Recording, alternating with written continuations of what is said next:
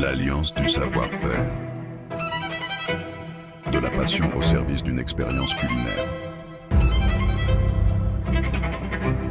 Bienvenue.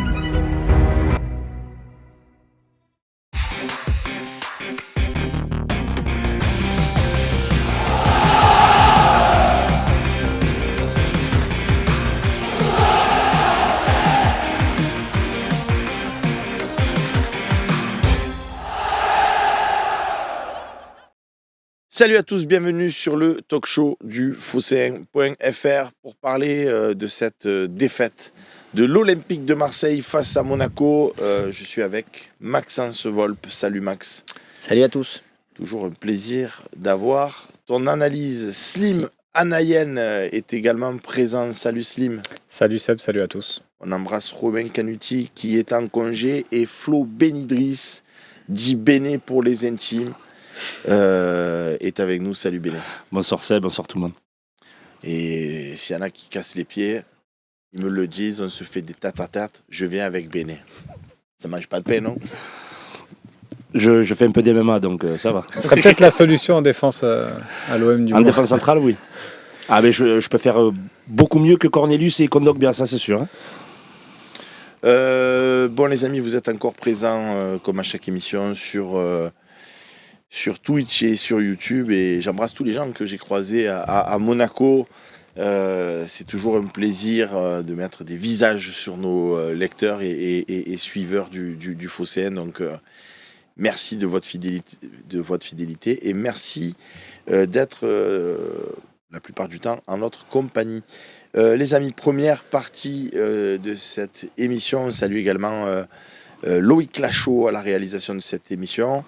Comment on peut expliquer la déroute?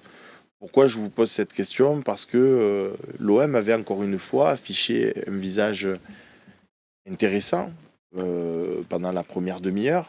En tout cas, moi, c'est ce que j'ai vu depuis le stade Louis II. On était bien en place. Monaco était absolument pas dangereux. On s'est créé quand même quelques petites occasions, pas bien méchantes non plus, mais ça allait. Et puis à la fin du match, 3-0, boum, tu prends ça dans les dents. On est tous un peu groggy.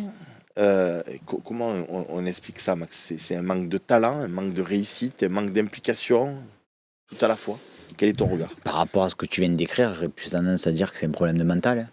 Parce que si tu regardes bien, effectivement, l'entame de match est plutôt correcte. Parce qu'on fait une meilleure prestation que Monaco, je trouve. Après, le match s'équilibre un petit peu. Et puis, sur une de leurs premières véritables occasions, ils arrivent à marquer. On manque de réussite, c'est sûr. Mais je pense qu'aussi, c'est quand on voit le premier but de Monaco, les Monégasques qui se jettent comme des morts de faim sur le ballon, alors que nous, on est... Voilà. Donc, pour moi, il y a un problème de mental par rapport à ça. Et puis derrière, tu as cette égalisation que tu dois tous les jours avoir juste avant la mi-temps. Et on sait très bien que si tu fais référence à l'occasion d'Enrique. Ouais, je pense que tout le monde a dû le voir, même s'ils n'ont pas vu le match, c'est quasi immanquable. Et je pense que quand tu rentres au vestiaire, quand même les autres joueurs, ils doivent être complètement abattus. Et sur la deuxième mi-temps, par contre, je ne m'explique pas. Parce que même s'il y a cette occasion manquée, j'aurais quand même aimé voir une deuxième mi-temps au moins du même acabit que la première, et quitte à perdre 2-0, tu vois, mais en disant, voilà, ouais, Max, on perd les armes à la main. Quoi. On en a parlé avant le match, après on écoutera bien évidemment Béné et Slim, mais ce que tu dis est intéressant, et si on en parle hors interne, c'est bien d'en faire profiter tout le monde et de prolonger nos discussions sur le plateau. Je te faisais observer que Toulouse aussi nous a massacrés au stade Vélodrome, et tout le monde a convenu qu'on devait perdre 3-0, voire 4-0 en première mi-temps. Ça ne nous a pas empêché au final de gagner 3-2.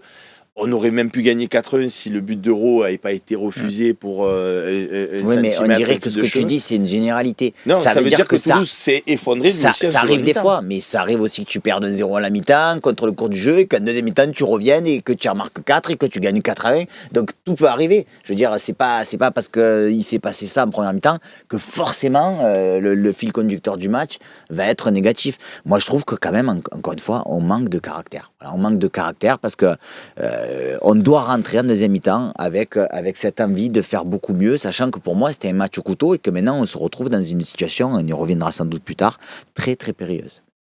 Ouais, non, c'est compliqué cette défaite-là, mais je trouve que ce manque de réaction-là, finalement, il est assez régulier à l'OM. Tu vois, j'ai l'impression que dès qu'on encaisse un but, on a du mal à réagir. Alors, tu as l'occasion de Luis Enrique. Moi, je découpe un peu cette partie-là et le match contre Monaco en deux parties. Je trouve que les 30 premières minutes sont cohérentes de la part de l'OM. Je trouve que ce qui est mis en place est plutôt cohérent. Tu n'as pas beaucoup d'occasions comme souvent, mais tu sens que même Monaco te craint un petit peu. D'ailleurs, il l'a avoué, à 18h, il était pas du tout content de la première période. Et puis après, il y a un match après le but que tu encaisses. Je trouve que tu sais pas réagir, t'as aucune situation. Et un petit peu à l'image du coach, alors ça va faire l'objet de la deuxième partie, donc on va pas empiéter trop dessus, mais je trouve que finalement ton équipe est à l'image de Zerbi, un petit peu sans réaction en ce moment. Et moi ça m'inquiète quand même beaucoup pour la fin de saison. Flo. On parlait de manque d'orgueil, de manque de réaction. Moi, je me souviens qu'au début d'année, on avait cet orgueil-là, parce que contre Monaco, au Vélodrome, on perd 1-0. Et on arrive à renverser le match. Contre Lyon, on perd et on arrive à renverser le match. Et je pense que le déclic, ça a été contre Nice. Depuis le match de Nice, où on s'est effondré, on n'arrive plus à gagner à l'extérieur. Je me souviens qu'on était la meilleure équipe à l'extérieur d'Europe, on était tous contents, tout heureux. Et depuis le match de Nice, on n'arrive plus à mettre un pied devant l'autre. Et pour moi, la défaite à Monaco, je ne sais même pas comment l'expliquer, parce qu'on fait exactement une très bonne première demi-heure. Et après, ça s'analyse sur le premier but. Tu n'as que des mecs, c'est des morts de faim, ils se jettent sur le ballon, et la défense, elle est apathique, on attend. On se prend ce but-là qui nous tue. Enrique qui nous manque l'égalisation. Après, on revient bien en deuxième mi-temps, parce que je ne sais pas si vous vous souvenez, Gouiri a une très belle action. Ah, mais il y avait déjà 2-0. Il y avait déjà Il y avait déjà 2-0, mais même si tu reviens quand même à 2-1, tu as quand même ce petit espoir. Mais en fait, à part l'action de Gouiri, on n'a pas eu d'énormes actions. Et ce qui est incroyable sur cette action d'ailleurs, c'est qu'on nous a fait tout un pataquès aussi avec le gardien de Monaco. Et en fait, il a fait des arrêts quand même. À part sur l'occasion de justement Enrique où limite il s'est la mis contre son camp. Sinon, le reste du temps, il a fait un match parfait. Voilà, donc en fait, sur ce match-là, en deuxième mi-temps, je savais qu'on n'allait pas gagner. Parce que voilà, quand tu prends un but, normalement, tu dois te relever, tu dois te battre. Et en fait, j'ai pas senti ce combat, cette réaction de l'Olympique de Marseille. Et franchement, je suis très déçu de cette équipe. Après c'est vrai qu'on parle beaucoup de la défense. On cible beaucoup la défense, parce que c'est vrai que Kondogbia n'est pas bon sur le but de Brelem Bolo. Il ne doit jamais essayer d'intervenir devant lui. Mais je pense, refaites-vous... même le deuxième but, c'est pareil. Si vous pouvez vous refaire le premier... Toute l'équipe est à critiquer là-dessus et à pointer du doigt. Parce que tu vois le repli de Valentin Rongier et Højbjerg qu'on a beaucoup défendu. En plus, ici, ce sont des joueurs que moi j'apprécie beaucoup. Et pourtant, des joueurs de caractère, des leaders, on dit ça. Mais sur le but qu'on encaisse, leur attitude, leur repli, leur retour défensif, c'est catastrophique ce qu'ils font. Après, tu as Kondogbia, Ulysse Garcia qui défendent mal aussi. Rabiot qui fait pas de retour. Donc... ils ont laissé un petit peu de Zerbi, j'allais dire, Rouli un peu seul. Mais finalement, en fait, c'est toute l'équipe qui a ciblé sur les deux buts. Ce que tu dis, c'est vrai. Mais en même temps, j'ai envie de te dire que sur la deuxième période, il y a eu 2 buts, mais tu peux en prendre 4, 5. Oui. Donc, c'est ça qui m'inquiète le plus, quoi. C'est-à-dire qu'à la limite, même l'entraîneur de Monaco, a dit le score est un peu lourd. Sur la première mi-temps, je suis entièrement d'accord avec lui, mais sur la seconde mi-temps, je pense qu'on aurait pu en prendre beaucoup plus. Et c'est catastrophique ce résultat vis-à-vis du classement et vis-à-vis aussi du goal average, parce que maintenant, il va falloir aussi regarder ça. Et pour peu qu'on essaye de se remettre dans les rails, parce qu'évidemment que si on est pessimiste, on peut dire qu'on s'en sortira pas, mais si le goal average, tu vois, on est passé à moins 16 et à plus 16, pardon, et Monaco, qui a juste un point de plus que nous, était à plus 22. Sur l'action, on perd... Ouais, c'est ça. Et puis en plus, Seb, toi, tu le dis très justement régulièrement. Le foot aussi, c'est une question de dynamique, aussi de confiance. Et là, tu vois bien que la dynamique pour l'OM est ultra négative, alors que Lyon, tu vois, ils sont en train de terminer fort. Bon, ils auront certes l'Europa League à jouer, mais visiblement, ça ne les gêne pas parce qu'ils ont joué contre Manchester, ils ont joué contre Auxerre ce week-end, ils ont réussi à faire un beau résultat. T'as Monaco, ça va continuer comme ça. Ouais, mais les Monaco, ils ont fait quoi le week-end précédent ? Oui, mais tu vois, juste avant, donc ils font le faux pas contre Brest. Juste avant, ils battent Nice quand même, un concurrent aussi Oui, direct. mais ça veut dire que toi, la semaine d'avant, tu as gagné Toulouse. Donc tu aurais dû te remettre sur une bonne dynamique. Eux, ils perdaient contre Ouais, mais Brest. tout- Et ils auraient dû être justement sur une pente ascendante. Et hop, tout s'inverse encore. Ouais, mais tu gagnes contre Toulouse assez quand même difficilement. Ah oui, On oui. l'a dit, Toulouse a eu des occasions. Tu vois, ils peuvent s'appuyer dernièrement quand même sur des prestations convaincantes, Monaco. Tu vois, je te parle du match de Nice. Et Nice n'a pas existé sur ce match-là. Donc, À Monaco, c'est une erreur de parcours parce qu'ils perdent à la 94e. Et pourtant, ils font un très bon match à Brest. Et heureusement, voilà, ce qui nous sauve un peu aussi, c'est que Strasbourg et Nice font match nul. Parce que sinon, Strasbourg serait revenu à égalité de l'OM. Et là, on serait encore plus en danger. Donc, ce qui est bien jusqu'à la fin de saison, c'est qu'on va rencontrer seulement Lille. Mais il y aura d'autres prétendants qui vont se rencontrer. Les 2 prochains matchs de l'OM, c'est contre le dernier et contre Brest à domicile. Donc, c'est là où il faudra prendre des points.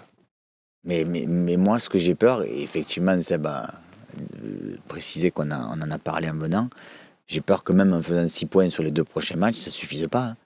Parce que aujourd'hui, en l'état, je ne vois pas aller faire un résultat à Lille. Non, voilà. Après. Tu as le Havre juste avant? Non. Je crois que tu as le Havre et après Lille, non? Non, Non, c'est Lille après le Havre. tu finis, ouais, le Donc Havre ça et veut Rennes. dire que même si tu fais tes 6 points et que les autres ils marquent des points, parce qu'en fin de saison, alors on peut rester sur un championnat comme il se passe à l'heure actuelle, où tout le monde perd des points à chaque Et c'est à chaque- pas interdit. Hein, Mais ça c'est se pas passe comme ça interdit, aussi. mais on connaît assez le foot aussi pour voir qu'en fin de saison, des fois, tu as une ou deux Oui. équipes qui alignent, qui font une série et que voilà. Mais Max, quand tu dis on connaît le foot, et je t'objecterai, et je pense pas que tu me contrediras, que tu le veuilles ou non, ce match à Monaco, tu le joues sans Balerdi, qui est largement ton leader de défense, tu le joues sans Guiri, qui est largement ton leader d'attaque, tu le joues sans Benasser, qui n'a pas montré grand-chose, hormis le premier match où il était titulaire, mais dont on attend que ça soit le lien entre la défense et l'attaque.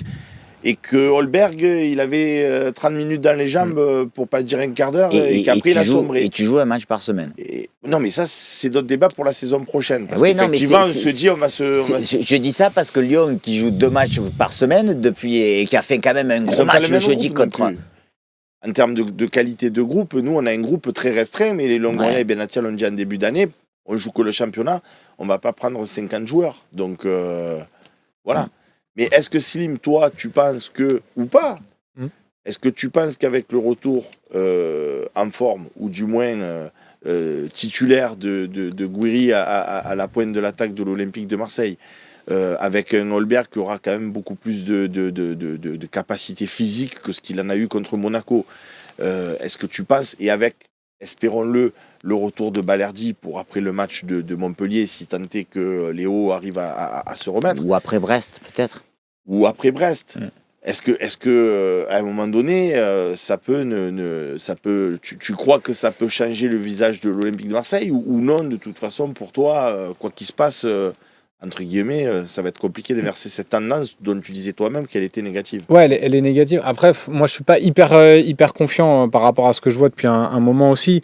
Même avec ces joueurs-là, moi, c'est plus l'aspect collectif en fait qui m'inquiète, puisque tu vois là, tu me parles d'individualité, mais est-ce que ces individualités-là, dans ce collectif actuel, vont te permettre en fait de gagner des matchs? Je suis pas sûr que ce soit Guiri qui va te transformer non plus ton équipe, même si son entrée est plutôt bonne, mais tu vois, s'il est tout seul devant, c'est pareil, il va manquer de soutien. Balerdi, il va revenir aussi de blessure, donc voir dans quel état aussi de forme il va revenir. Moi, moi, c'est vraiment l'aspect collectif, l'animation défensive qui est inquiétante, l'animation offensive où il se passe pas grand-chose. Donc, c'est vrai que si on veut trouver du positif, c'est dur, mais en même temps, c'est notre réalité du moment.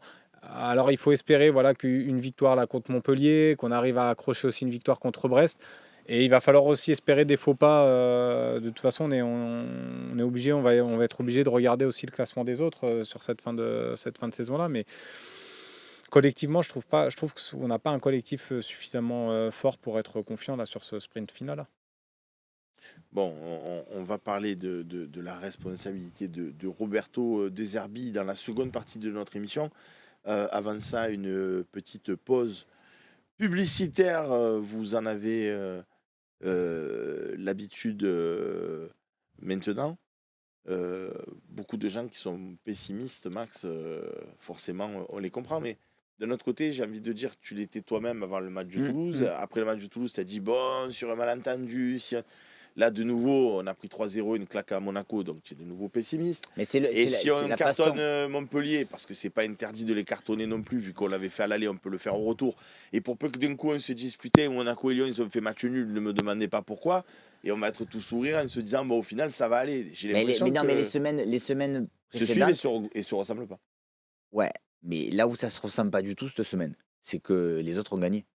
Les autres ont gagné. Alors que les semaines précédentes, quand on faisait des contre-performances, au final, on arrivait sur le bateau, on disait bon, au final, les autres, ça va, tant qu'on avance vers la fin du championnat, mais que personne ne prend de points, Oui, mais là, Max Lyon Benet et le Lille ont disait, gagné. Strasbourg fait match nul à Nice dans la dernière Oui. seconde. Peut-être que tu finiras 3 ou Mais 4e. tu sais que j'aime bien calculer, que j'avais primé. Et moi, je m'étais dit, Lyon à Auxerre, Lille à Toulouse, ça peut se faire accrocher. Et là, les deux ont gagné. Donc, je ne suis pas sûr qu'après, quand ils vont recevoir Angers, quand ils vont aller au Havre, ils vont y laisser des plumes. Parce qu'eux, ils sont sur une dynamique positive, justement.